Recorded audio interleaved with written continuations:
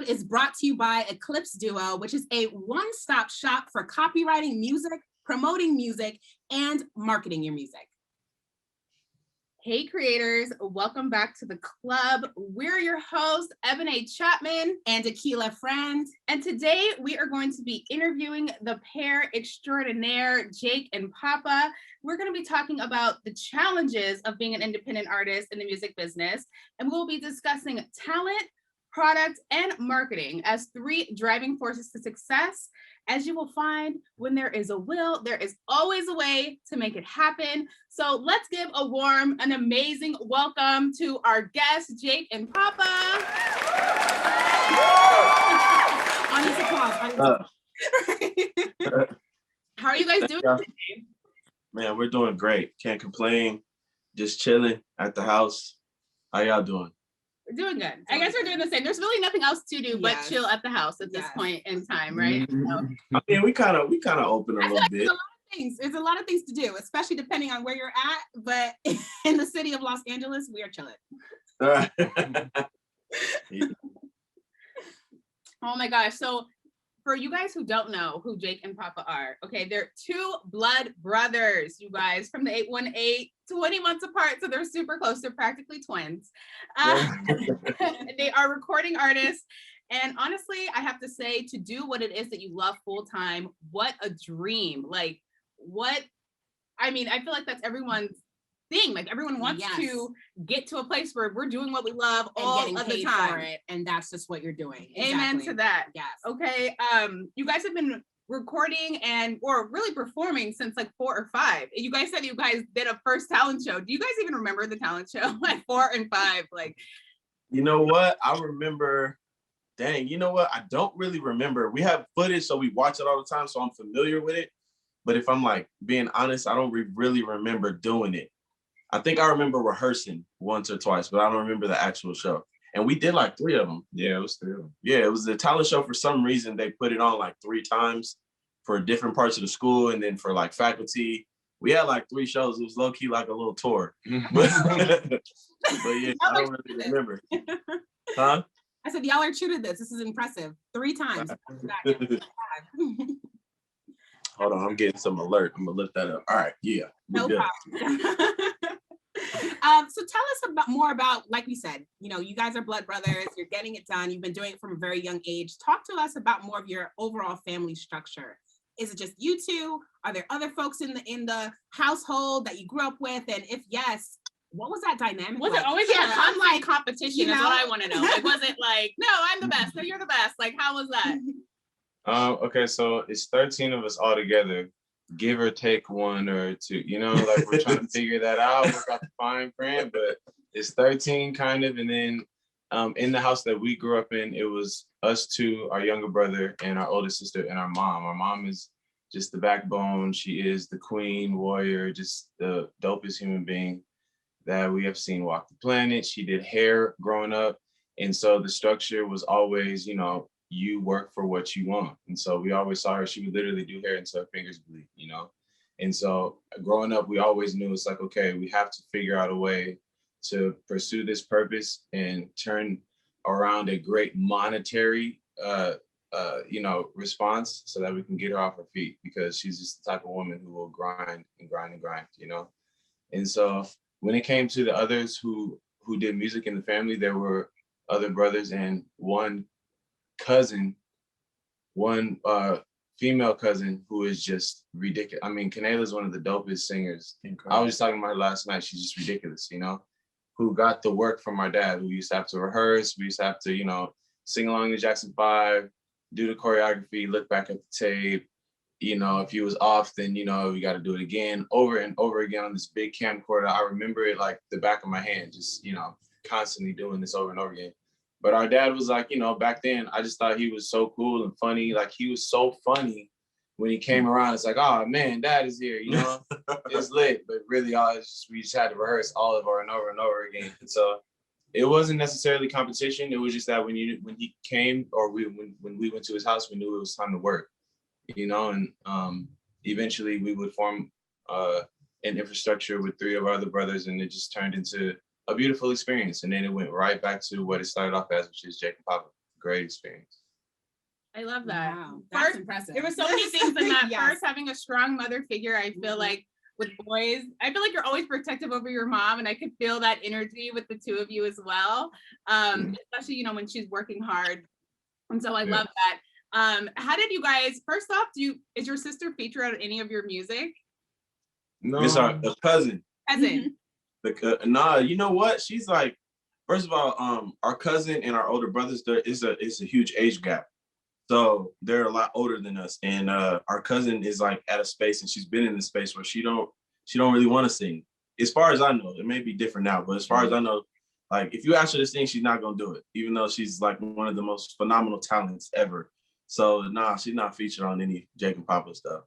Isn't that crazy though? Because I think there was another theme in what you were saying earlier, the idea of you find your purpose and you figure out a way to, you know, make money off of it, or just to do it full time in a sense, like you're living in your truth. How did you, I know from rehearsing at your dad's and you all were kind of musically inclined, this was a passion of yours, but how did you translate that passion to say, no, this is actually what I want to do full time, and this is what I'm going to do full time in order to help my mom, help my family, help myself, like become better than how we grew up? Like, what was that transition like to say, this is what I've always wanted to do? Like, you never went and said, you know what, when I grow up, I want to be a teacher. Like it was always, I want to sing. Like, how did that happen? I mean, okay, so in the back of our minds, because of the way that we were groomed, there was always the superstar mentality, which I will say comes along with a subconscious monetary gain. Like, you know that there's going to be a hit, you know you're going to be performing for millions. Like, we used to have a wall full of posters, and we would perform to the posters, like, give it up for Jake&Papa. And it's like Michael Jackson and like Whitney Houston, and then we're performing for him. So it's like, you know, in the back of your head, we're gonna be millionaires, we're gonna buy our mom's houses, we're gonna get her cars and this and that. But then when it comes to actually like the literal monetization, that came with details of understanding the ebb and flow of especially independent artistry. And so once we started writing songs for other people, once we started getting songs placed on TV and film, once we started getting, you know, heavier streams on certain songs, performing, of course, once we started merchandise, it's like literal ways to make your money, as opposed to the theoretical and ethereal concepts of, oh, we're just gonna be superstars. It's like, no, you can literally monetize it in very minute concepts, and then those micro concepts can turn into macro concepts later. And so that's really how we started approaching it, was when we had to start doing everything ourselves. You had to, you know, everybody read Rich Dad Poor Dad. When you make your dollar work for you, the concept is every dollar you send out has to work for you. And that part, all the stuff he's discussing, that took time, you know? I think what got us there is just constantly moving forward. We never took no breaks, no matter how low we were, no matter how, you know, discouraged we may have gotten. We just kept going and kept going. And along the way, we acquired, you know, these little tidbits, you know? So I would say for anybody who's watching this, like, that's one thing that you gotta always do, is just continue to move forward no matter what's going on. You'll find the answers along the way. I love that. Even if you don't know what you're doing, you'll figure it out. You'll figure it out. I love how you brought up Rich Dad Poor Dad. We were literally just talking about that. Like, you know what? That's a mentality. So if you guys don't know it, it's a book, and Guy Kawasaki, I believe, wrote it. And it's definitely something we recommend. Like, it's worth it. Fire. Yeah. Absolutely fire. To dig into. Yeah, absolutely. And you mentioned being an independent artist. So since you mentioned that, let's just go into it. What made you guys pick the independent route instead of maybe getting signed by a label? Because I'm sure with the talent that is on the screen right now, you guys have been offered, you know, deals. I think it was just at first it was kind of like we came out of a situation when we were a part of another group, and so when we transitioned back to Jake&Papa, it was kind of like that was the only choice. We had to just figure it out on our own. And then along the way, you know, certain answers started coming. We started figuring certain things out. We started putting vision into action for Jake&Papa as a brand, from the music to the way we dress to everything. So it started to make more sense because we have, you know, rather large goals for ourselves. So in order to attain those goals, you know, there's steps you got to take. We didn't want to put the the cart before the horse and just go and grab any kind of deal, because we feel like in order for this vision to be, fulfilled, there's steps that go before that we have to make, So right now we are building our stock on the street level. And after that, there'll be another level. And then after that, there'll be another level. And eventually we'll be able to partner with a label. Totally. That's the way to do it. We'll talk about the fact that you guys write, produce, engineer, visual arts, creative content creators. So let's talk about that. You guys literally are like a two-man band over there with everything that you do. Was that a choice? Was it a necessity? Was it something that you actually just enjoy the process of because you can kind of do what you want? It's probably a little bit of both. I think in a lot of cases, I mean, we try a lot of different things. I know me specifically, I like to do a lot of things, and it's like, we're not afraid to fail in different forms. And I think that's one of the hardest things about being an artist, especially if you grew up being groomed to perfection. You hate sucking at something.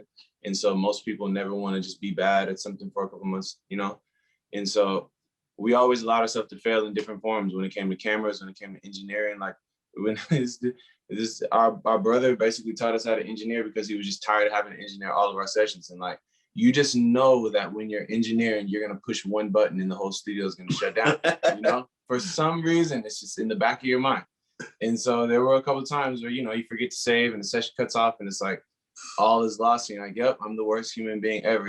But you have to go through these things in order to get it done. And so we just always, out of necessity, would try different things. In most cases, we wouldn't have to ask nobody no more. But then when we actually fall in love with the process, it becomes a passion, especially with like the videography and photography, especially with engineering. I hate having engineers now. I don't want anybody touching a keyboard when I'm singing. I don't want to have to talk to nobody. I want to record in my drawers in my house with nobody around. Like it's, you just start falling in love with certain things. And so, yeah, out of necessity it started, but then I think along the road, it just becomes a passion for it, But let's talk about how hard it must be though to wear all those hats. And if you can take us through probably just the road to getting one single, one song, how long does it then take if you're doing everything? Well, now we've gotten into a flow, once you get into the flow, it just comes natural, now we write a song and even if he's not there, I literally just pull the mic and I'm sitting there going like this on the computer, recording myself.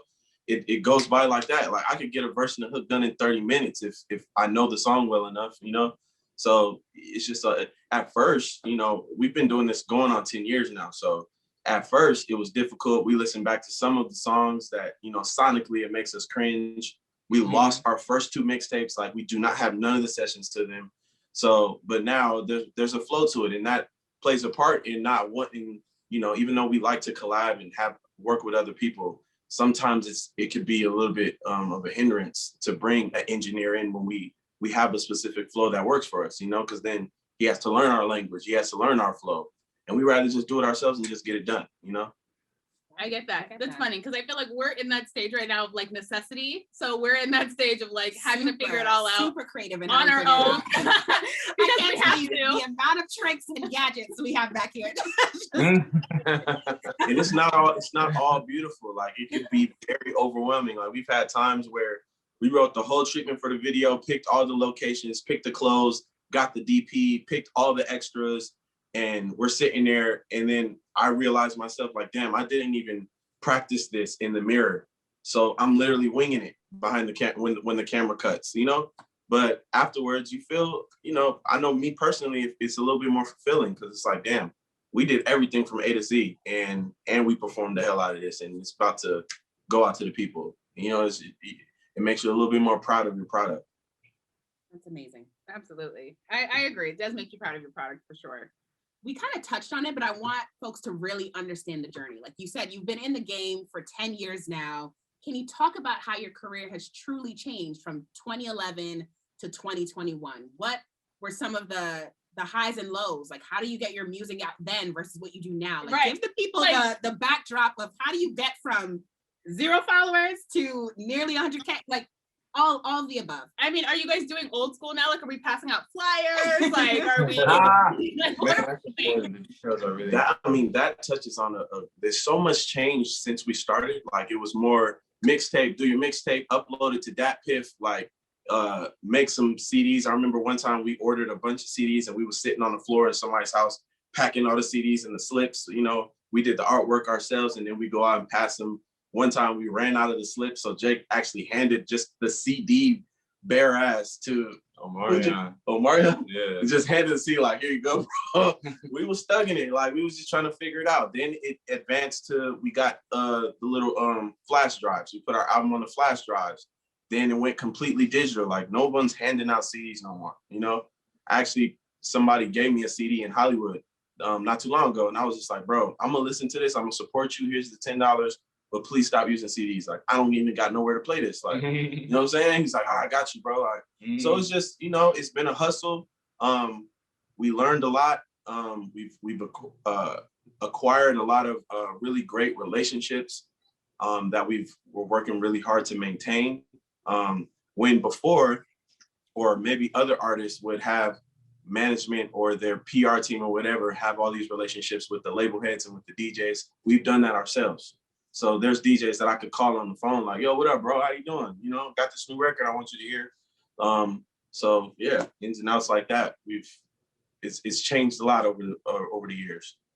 So what I'm hearing is that in the beginning, it was kind of like hands-on, passing things out, kind of being like, you know, like 50 Cent, Master P out here just like hustling the mixtape on the street, trying to get it happen. Yeah. Right. And now it's kind of like those relationships have kind of already been built. So now it's kind of one of those things like, hey, yo, I got this thing, I got this new hit, I want you to play it. If you already are having those relationships with DJs or other artists and stuff like that. Is that? I mean, to a certain extent, but it never stops. You know, there's still so many DJs, so many personalities. Like, we're just meeting y'all for the first time, you know? So there's still, it never really stops. The more guerrilla style CD handing has just shifted to something else. Now it's social media and promoting campaigns on Instagram and Facebook and stuff like that. You know, the hustle never stops. It never stops. True. And even though you're meeting us for the first time, it won't be the last. Okay. Right. So right. Put it out there like that. Yeah. Well, how does that social media work? Because, you know, the game has changed. I feel like people weren't really on social at first. And now in 2021, I mean, social media is like the way to eat at this point. So it's like, how have you guys grown that following on social? I'll say we were just talking about this the other day because I used to, and I'm still not that fond of being on the phone a lot. I'm like not really good at it. This is very interesting. Very interesting mechanisms. Okay. But we were talking about how it can be extremely beneficial to your brand, to your infrastructure, if you can find a way to magnify who you really are, the things that you really enjoy doing, and capture them in a consistent and quality way. It's very simple, but in most cases, people are either just lazy, people don't know themselves, people are trying to do stuff that's like they don't actually like to do it because other people do it, so they're unnatural with it, you know? What I see with a lot of people who actually are really successful at this and who monetize very well and have great followings is that they really do enjoy doing the stuff that they post themselves doing, you know? And with these phones, there's no excuse now because pretty much all these phones are 4K. That resolution can capture good quality. And if you're not lazy, if you can set up a schedule, which, you know, I've set up a schedule in a lot of different ways, because if I don't set up a schedule, I'm not going to do it. I'm not going to pull this phone out, you know? So now I just look at it as a job because I'm going to do certain things anyway. I'm going to go through kata anyway. I'm going to work out. I'm going to meditate. I'm going to do certain things. If there are people out there who can benefit from experiencing this, why not just capture it if you do care about excelling your business? So one thing that we knew we loved to do was we loved to sing a cappella. We grew up singing a cappella. It was an absolute cornerstone of our practice.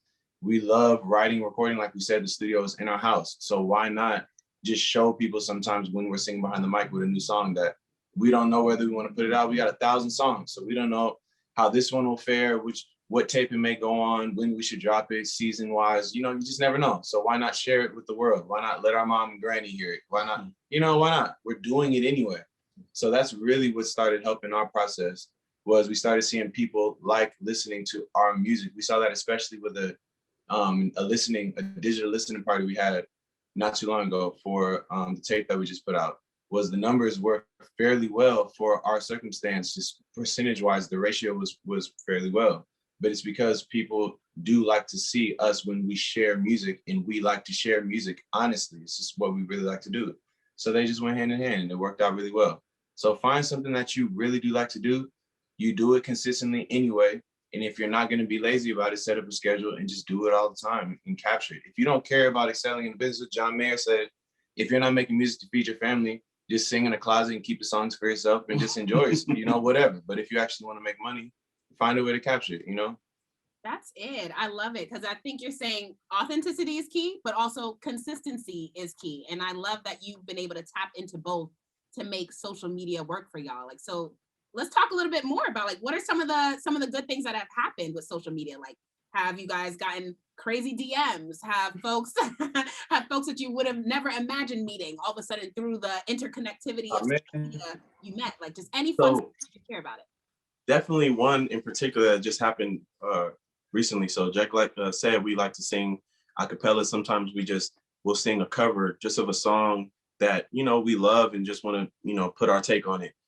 So we did Sailing by Christopher Cross, and we put it out just like we've done 100 other songs, right? And for some reason, this song just started, spreading. And then Christopher Cross himself saw it, commented, reposted it. He reposted on Twitter. It went super crazy on Twitter, went crazy on Instagram.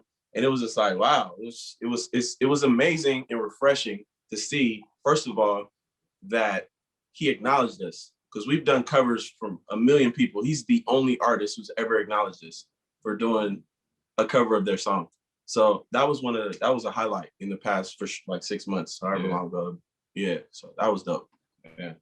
Okay, Christopher. I know. Yes, I feel like that. that's amazing. Like when you feel like, dang, like someone saw this, like validated, someone like you didn't even expect to hit you up, respond, see it, whatever, and they show love. I think that's like the most humbling, most amazing feeling that you could possibly have. Totally. When it comes to like your art, because it's like your baby, it's like you're sensitive to your art.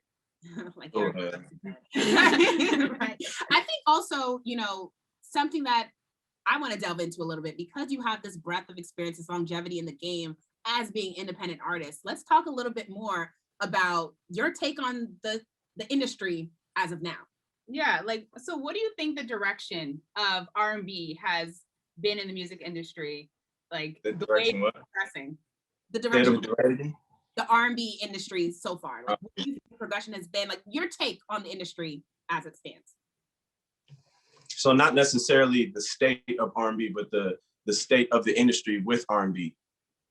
Honestly, that's a good. Let's say the state of R&B. Let's keep it just. I mean, it's been beautiful. I have this playlist that I just constantly cultivate all the time, and I was listening to it before I came here. Like, I honestly think it has been a beautiful trajectory. Like, so just 3 songs, the last 3 songs I remember listening to in a row. And it's just purely coincidental because the playlist was on shuffle, but it was Dying for Your Love by Snow Allegra, Mine by Alex Isley, Untouchable. Alex, Untouchable. I don't know about that one. I gotta listen to Alex, I listened to it. You know what? Okay, before you listen to the song Mine by Alex Isley, go on her page and listen to the acapella she just did of Mine. She's ridiculous, And then Still Your Best by Giveon. And so I say that to say that it has come to a beautiful place. And there was this whole area where people said, oh, R&B is dying, R&B is dead.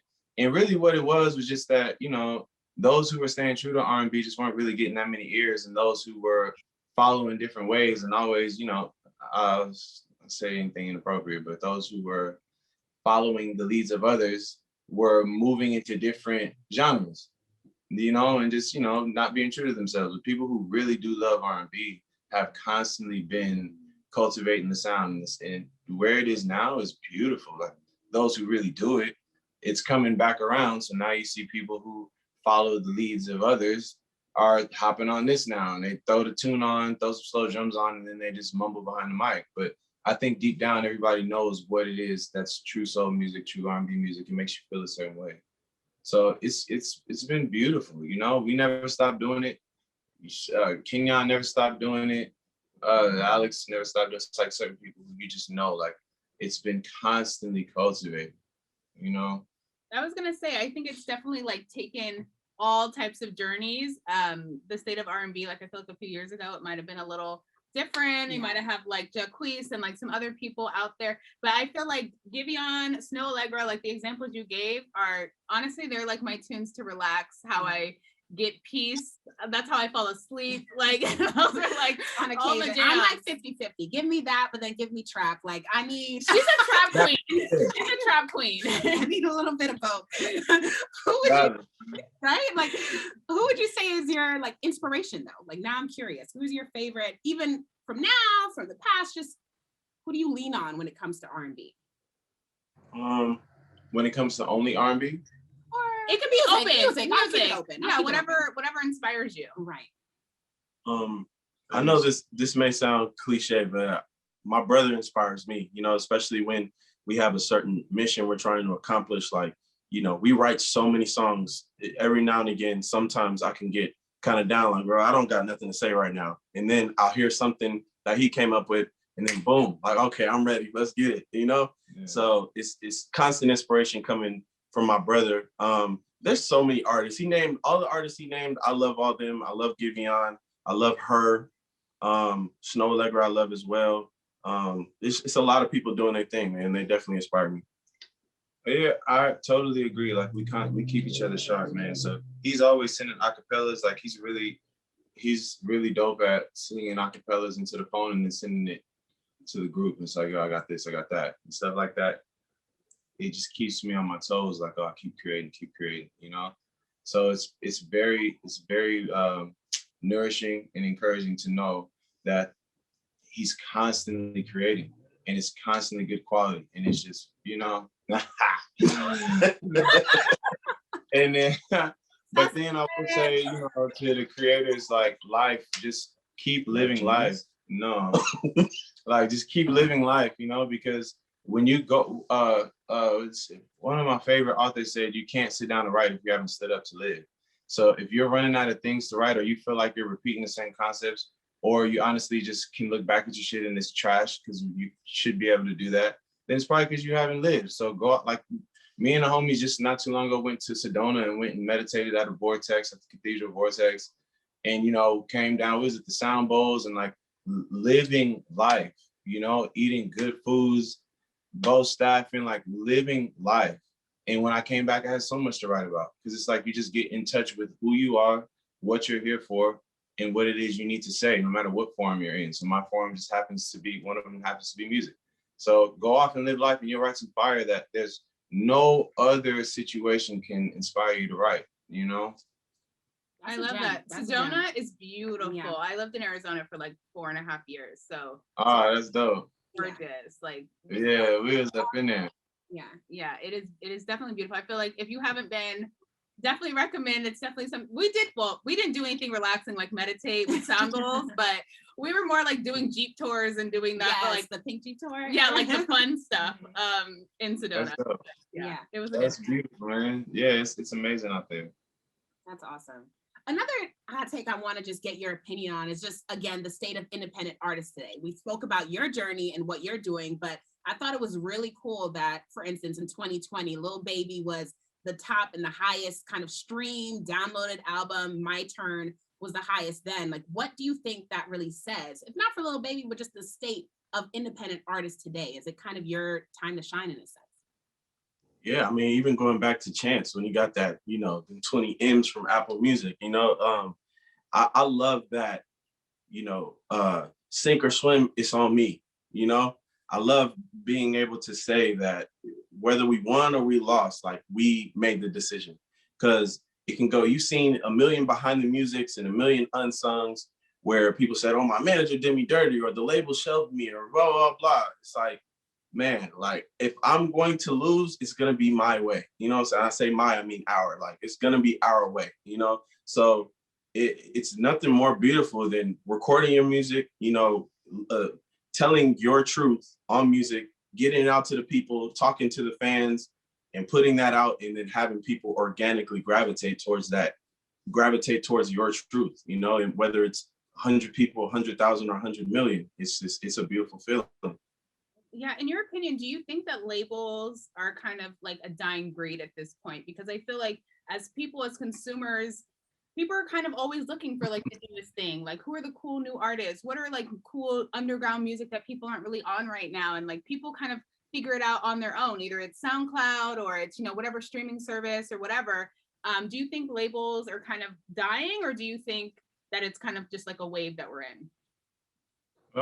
Their position is mitigating a bit, but they'll never be dead because they're the bank. So because they play such a huge role in just the monetary structure, they're always going to find a way to weasel in, as even if it's simply partnership, and which is fine, because at the end of the day, they've proven that they have no soul anyway since the beginning of time. So you don't use them for soul and moral structure, you use them for their fucking dollar. So just know that when it's time to do that, when it's time to play that play, that you're using them for one specific thing. You're not using them so that they believe in you. This isn't Berry Gordy no more. Somebody said if talent was based on numbers, then a little boy by the name of Stevie Wonder would have never been discovered by Berry Gordy. You know, like he wasn't looking at people back then like, hey, how many people do you have following you already? That will really show me who you are. You know, and now it's not like that. Now you look at it as a building that you walk into for a fiat dollar, and that dollar has no soul whatsoever. It is simply in exchange for something you're willing to give to progress your career. It's probably never going to go away because there's just too much money circulating now. But what I would say is, before you even think about going in there, get your infrastructure right in regards to who you are, what it is that you're here for, and then get your sound together so that when you do walk in there, you know, like Nipsey did, put a notebook on the table and it's like, follow the rules or I'm leaving, you know? Really simple concept. And be honest with yourself too. Like, if you're gonna go there, you know, with your balls on the table, like make sure that it's justified. You know, like make sure that you take the steps so that when you get there, you're ready to meet them where they're at, so that you can both go to the next level. It's all business, and it's all, you know, hey, you know, chess, like they say. It's chess, not checkers. What the people need to hear. I love it because you're dropping gems, and I think it could be applicable to any industry. We're talking about music, we're talking about being an independent artist, but this is how you got to approach anything. Yeah. And you know, and kind of going off that, you guys have your hands in a lot of things, and you're creating an infrastructure, creating a brand, the Jake&Papa brand. I see, you know, Jake, you're wearing your rose sweater. I want you to talk a little bit more about. You know, Pop, my bad. You're wearing your rose sweater. I want you to talk a little bit more about that. You know, just how did you come up with the concept? How did you guys come up with the concept and come up with the, you know, the brand, and how's it going? Yeah. So Real One still exists. The acronym was birthed like in 2014. Just started as a t-shirt, as an idea. You know, we are people who pride ourselves on, you know, certain core set of values: respect, integrity, love, loyalty, you know, being genuine spirits. So just like we put, you know, our best efforts in who we are in our music, we wanted to offer that in fashion too, because we like to think of ourselves as fly young men, you know, we style ourselves anyway. So why not, you know, give people a t-shirt and a hoodie when we give them the music, so that they can get the whole experience. So yeah, Rose Worldwide is our brand. It's a lifestyle brand. We have a lot of things coming, but we have on the site everything from t-shirts, hoodies, hats, dominoes. So as we grow as men and as artists, our brand Rose will grow as well. Absolutely, yeah. Absolutely. I want to jump into the fact, let's go back into the visuals. I want to go back to the videos because we do our research over here at the Black Creators Club. And so I was stalking the heck out of you guys on YouTube, looking at all the music videos. And there's all this, like, so I was watching a video, Better Than Before. I think it was like a 2018 video. And so you guys, it featured like your younger self, and one of like the kid went to visit someone in jail, and then there was like a love letter pass, and then the girl found you later in life. So I want to know, when you're writing music, how much of the music comes from personal experiences, and if you could explain the visuals in that particular video. Oh, so yeah, Better Than Before actually depicts really, for the most part, a true story. So the song came to be because when we were younger, our pops was in prison. And when we used to go visit him, it was around the time when Mary J. Blige's Share My World album came out. So my mom was very strict about what music we listened to, but she was always up on new releases too. So when the Mary J. album came out, we was bumping it every day. And then when we would go see him, it would be like 45-minute ride, long ass rides. And we was playing the whole album. So I can love you better. That we chose to sample that, and that sample just makes us think about that time. So then, you know, the kid in there is actually our nephew. It's our sister's son. So he plays younger Jake. So then we just decided to make a story that, I mean, the part where we go visit our pops and it connecting to the Mary J. Blige, that's the truth. And then we made it, you know, a little bit more entertaining to add the girl in the love letter, in the, you know, all of that. So that was like the first treatment we wrote through and through. Like we wrote that whole treatment, we casted it, we found the locations and all that. I styled my nephew. Like I was working with, I got videos of me like working with him, performing and stuff. Like that was a great experience. It showed because the end result, we were like, okay, yeah, this is your nephew was very fly in the video. Yeah. You did a great job. He's so cute. Yeah, but I like, when it comes to treatment and writing it, or even writing music, like how is that collaboration between the two of you? Is it like one's more of a stronger writer and then the other one's like, nah, put this hook on it, like, nah, let me, you know, do the beat? Like, how does that work when it comes to that process? In most cases, it's always a safe space and open for all communication, which is the foundation. But, you know, in most cases, let's say if he has an idea that he originally came up with, and like he sends that voice note, like I said, and then he puts a beat around it, and I write a second verse. If he is the one who came up with the foundation for the song, in most cases, he will come up with an idea because, you know, it's like it's born from his psyche. And it just comes most natural. But there are certain cases where, you know, it'll be the other way around, or we come up with the idea together.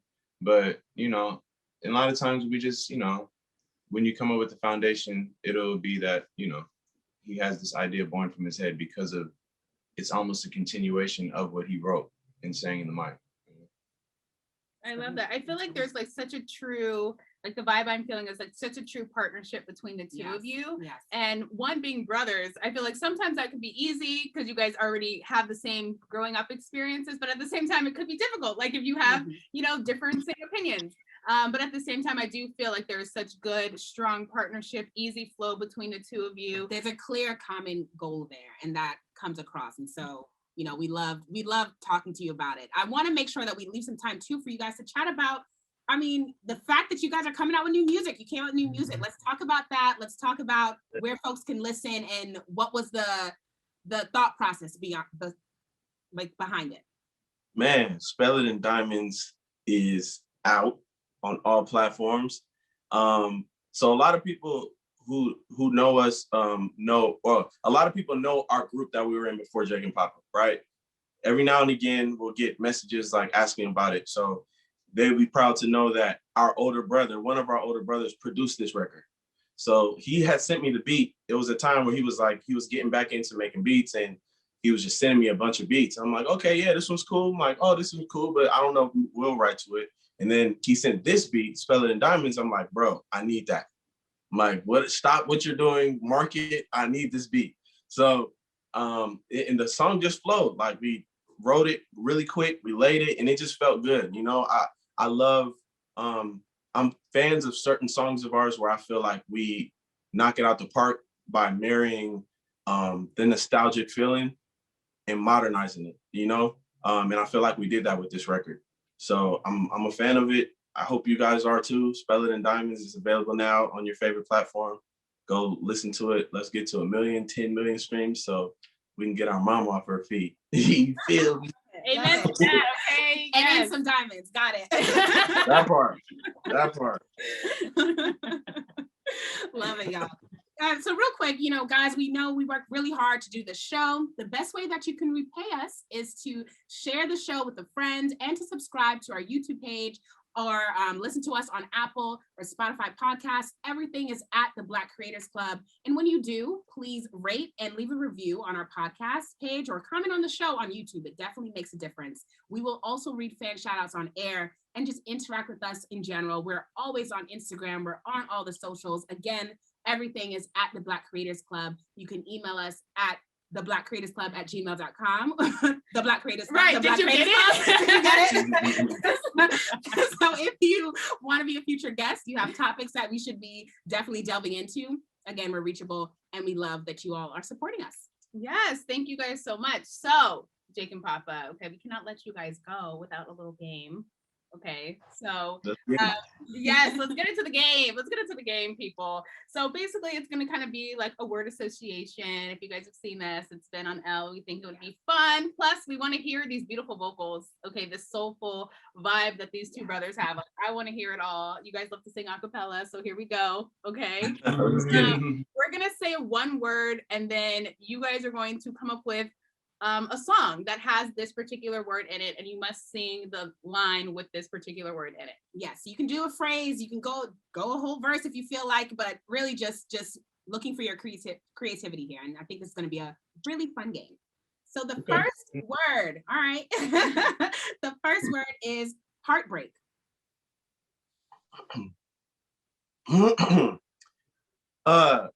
Give me a song. Heartbreak anniversary. I can't think of the rest of the hook, but yeah, that part. Love it. That was an easy one. Okay. The second word is leave. Leave. Don't leave me, girl. Please stay with me tonight.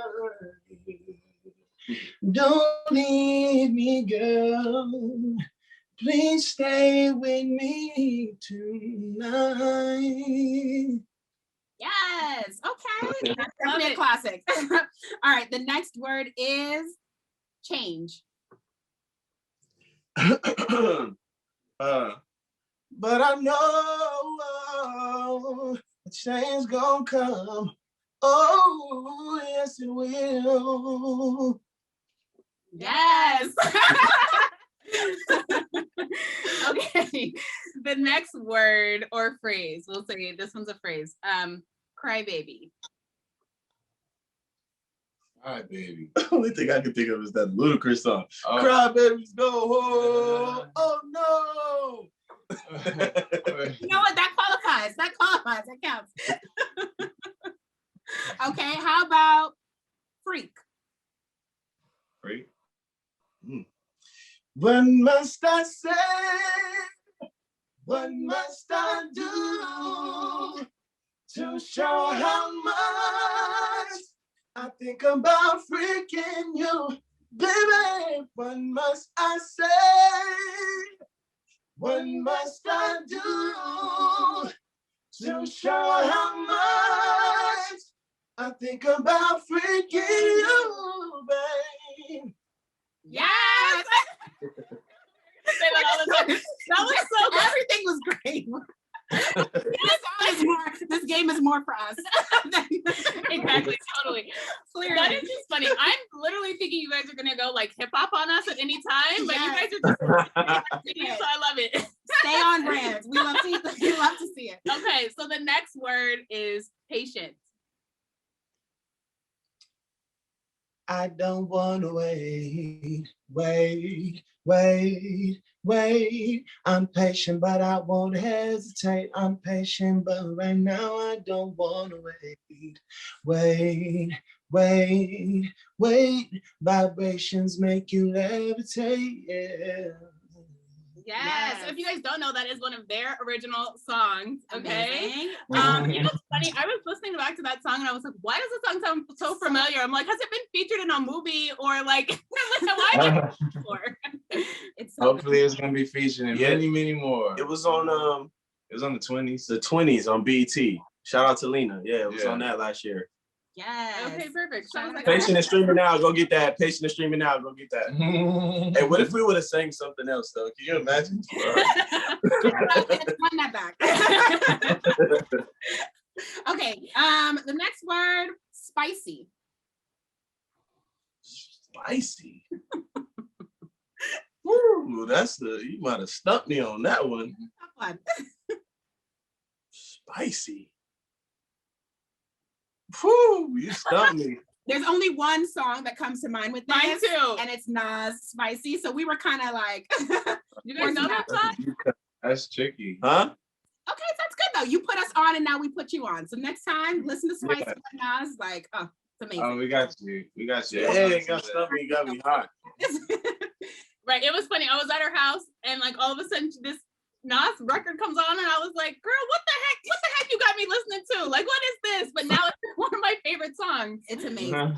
It's a new song? Yeah, it's fairly new. Yeah, it came out last year. It's on okay, his yeah. So yeah, you get a pass for that. How about Smile? Ooh. Smile for me. Won't you smile for me? That's Scarface and Tupac. Smile. Yeah. One of my favorite songs ever. I actually used to think that was our dad singing that. Okay. It was like, that's so weird. There's a dude at the end who sounds just like our dad. And growing up, I was like, yeah. Whoa. I used to walk around school like, yeah, dude, that's my dad. Yeah. And my mom was like, no big deal. It's not your fucking dad. Like, what are you telling these kids? But yeah, a little fun fact. So your dad's a singer too then? Yeah, our dad is an amazing singer. Well, I mean, just because he was a manager doesn't mean he can. I mean, if you're telling them to hit the runs, I hope you can hit it too, Dad. Right. Our dad was definitely, especially growing up, he was somebody I looked up to as far as power, because he has one of the most powerful voices. I'll never forget one time, because there was like, there was a time where we didn't see him a lot. So one time I was on a bus coming home from school, right? And I was on this side of the street going this way, and he was going this way, opposite ends, of the street. And I just heard claps and singing. I turned to look, and it was my dad driving, singing. I heard him all the way across the street. I'm like, God damn, Dad, pipe down. I love that. Always parents doing something embarrassing. Like, let me just roll. Right. Like, hey, you got to do all this while you picking me up? Like, dang. That is amazing. The last word that we had for you was winter.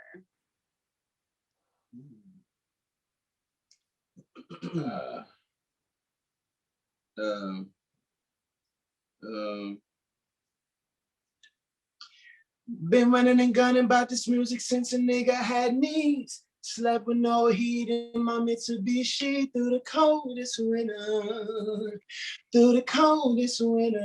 Hey, give me the mic before I implode. Yeah, how I got power that's building me tenfold. Fell in love with an info. When I fucking my body, just fucking my mental. Where the hell did the time go? It's so easy to fall short with your head down, look around trying to find God. Love it. Another original. Yes, we had to end it with an original from you guys. Listen, Right. I was hoping y'all was picking it up. Well played. I was like, let me just interweave some of their words in there, see if they pick it up on it. I'm not gonna lie, y'all got that one past me. I'm like, wait, when? I was about to sing a Christmas song. Too, but Jake had you. You had it. That was a good game. I like that. Yes, God, I'm so happy you guys liked it. That was the end of the game. But I love the coldest winter because it kind of had a little rap vibe to it. Yes. And I was wondering, I'm like, dang, like what made you guys draw even towards like R&B, not rap, not pop, not whatever? You know what I'm saying? Like what about R&B, the genre? We love everything. Yeah. We write everything. I just wrote a country song the other day, and I honestly feel like it's gonna be one of the. I feel like it's gonna impact really well because we just grew up listening to everything. Like we grew up, of course, listening to a lot of Pac. Like Pac is one of my favorite humans to ever walk the earth. But like just Styles P and Jadakiss, like we used to love listening to them go back and forth. And Meth and Red used to go back and forth. And you know, just there was a lot of rap influence on us growing up. Obsessed with battle rap. I'm still obsessed with battle rap to this day. I was just watching New Jersey Twerk the other day. Like, I'm obsessed with battle rap. So when it comes to like different genres, that's like automatic. Like we used to make fun of, I know I specifically used to make fun of my sister for listening to Fleetwood Mac. Like, you listening to that dumbass shit, Fleetwood Mac? And then I go and close the door and then listen like, it's kind of hot. Like, it's just fire. Like, we listen to everything growing up. So now it's integrated in everything that we do just naturally, not even forced. Like, we love making everything.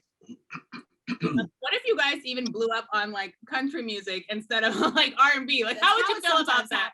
Well, the beauty of it is this song specifically is going to, man, it's just a certain beauty in knowing yourself. And if there's any other artists listening right now, if you know yourself and everything you make is from the higher self, there is no such thing as a genre. And it's going to be able to translate in a lot of different facets, because even though it is a country song, it's still us singing it, and there's still elements that make it Black. I'm not going to say just yet because, you know, I want to present it to y'all in totality, but there's nothing that we're ever going to put out that's not Jake&Papa. And it's going to be like that to the end of time. We got an acoustic song out right now called Twin with our sister Taylor Green. And for me, it's just as Jake&Papa is patient, because it's us, it's our experiences, it's our truth. It's just, it is what it is. I don't know if that's just my personal perspective and that's what helps me integrate it into my lifestyle, but I honestly feel like that's just the way it is, you know? So this song is going to be just as Black and Jake&Papa and R&B as our Athena's Erotica album. It's for some reason going to be able to translate. I love that. I can't think of a better way to end. It's kind of just stick to yourself and everything else will flow. But I want to make sure if there was anything else you wanted to say, the floor is yours. Man, you know, just, hey, continue to support Black Creators Club. Continue to support Jake&Papa. Spelling and Diamonds is out now. Blackberry Winter's out now. Patient is out now. You ride with us, we ride with you. Simple and plain. We love to see it. Okay.